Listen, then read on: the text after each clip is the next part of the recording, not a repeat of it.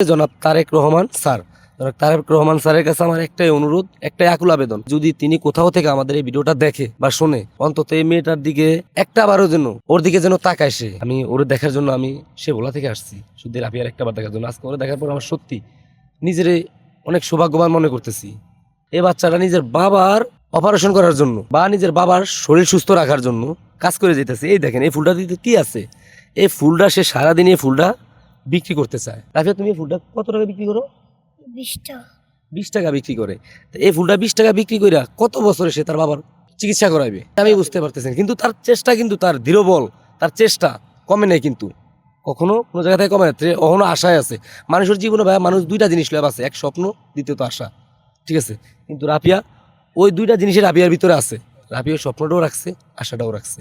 আরো কয়েকদিন আগে রাফিয়ার একটা ভিডিও ভাইরাল হইতে দেখছিলাম। রাফিয়া সেখানে বলতেছে যে ওর ঈদের জামা কিনতে পারে নাই। যে ভাইয়াটা ভিডিওটা করছিল তখন ওই ভাইয়ার একটা কমেন্ট করা হয়েছিল, অনেক রকম কমেন্ট করছে, বাট আমিও কমেন্ট করছিলাম যে ভাইয়া আপনি প্লিজ ওর একটা নতুন জামা কিনা দেন, আমি আশা করি আমি ঢাকায় আসবো, আসলে আমি আপনার সাথে দেখা করবো। ভাইয়াটা মনে বেশিরভাগই 20 টাপুর ভিডিও করে। তারপর উনি আমার রিপ্লাই কমেন্ট করছে যে ভাইয়া তুমি বলছে এতে খুশি আছি, তোমার লাগবে না, আমি ওরে কিনা দিব। তারপর আমি আসতে পারি নাই, কিন্তু আজকে আমি মনে করেন যে কি আসছি, আমার মূলত কাজ হচ্ছে আমি ওকে একটু দেখবো যে আমার এলাকার মানে ওর ভিডিওর মাধ্যমে শুনতে পাচ্ছি যে ও নাকি দুনিয়ার মেয়ে, ও নাসির মাঝির মেয়ে। আমার বাড়ি ওর বাড়ি হয়তো পাশাপাশি হবে, ওই রাস্তা আর এই রাস্তা পাশাপাশি, দুটো রাস্তা। তো আজকে আসছি যে উদ্যান শুধু ওরা এক নজর আমার দেখার জন্য, যে আমি ওরে দেখতে চাই, এতটুকুই। বাট রাফিয়া, তোমারে দেখার জন্য ভোলা থেকে এই ভাই আসছে, তোমার কাছে কেমন লাগতেছে? আলহামদুলিল্লাহ ভালো। ভোলা থেকে যে ভাই তোমার সাথে দেখা করতে আসছে, এই ভাইয়ের জন্য কি বলতে চাও? এটা আমার জন্য দুই ভাইকে দুইটা ফুল মানে গিফট করছো, কেন গিফট করলা? এই যে এত দূর আইছে। তো দূর থেকে তোমার সাথে একটু কথা বলার জন্য আসছে,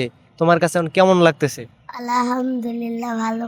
আমার নিজে আমি বিশ্বাস করতে পারতাছি না, বা আমি কখনো কোনো বড় সেলিব্রিটি দেখার জন্য আমার ভিতর থেকে এতটা আকর্ষণ জাগে নাই কখনো। যেমন আমাদের টপার হিরো আছে আমাদের বাংলাদেশে, বা আরো অনেক নায়ক নায়িকা আছে যারা সাইড নায়ক নায়িকাও আছে, আমি তাদেরকে দেখার জন্য আমার কখনো এমন আগ্রহ জাগে নাই। ঢাকা আমি আরো কয়েকবার আসছি, বাট আমি কারোর দেখি নাই কখনো, আর আমার দেখার ইচ্ছাও নাই।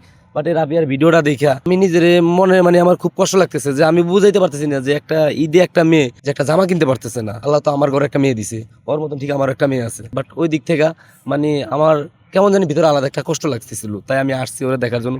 তবে ওরা দেখার পরে আমি বুঝতে পারতেছি না যে আমার কাছে এখন কষ্ট লাগতেছে না আনন্দ লাগতেছে, এতটুকুই। কিন্তু আমার ভিতরটা ফাইটে যেতেছে ওই যে ঈদের 2 দিন আগের ভিডিওটা দেখা, ওই ভিডিওটা দেখে আমার বুকটা ফাইটে দিতেছে। অত রাফিয়ারে দিয়ে হাজার হাজার মানুষ ভিডিও করে নিয়ে যেতেছে। এখন রাফিয়া যখন ভাইরাল, তারা ওর জন্য কি করছে বা কি করতে চায়, এটা মানে আমার একটু অনুরোধ তাদের কাছে যে ভাই আপনারা একটু ওরে নিজের মেয়ের মতো হোক বা নিজের ছোট বোনের মতো হোক ওরে দেখবেন।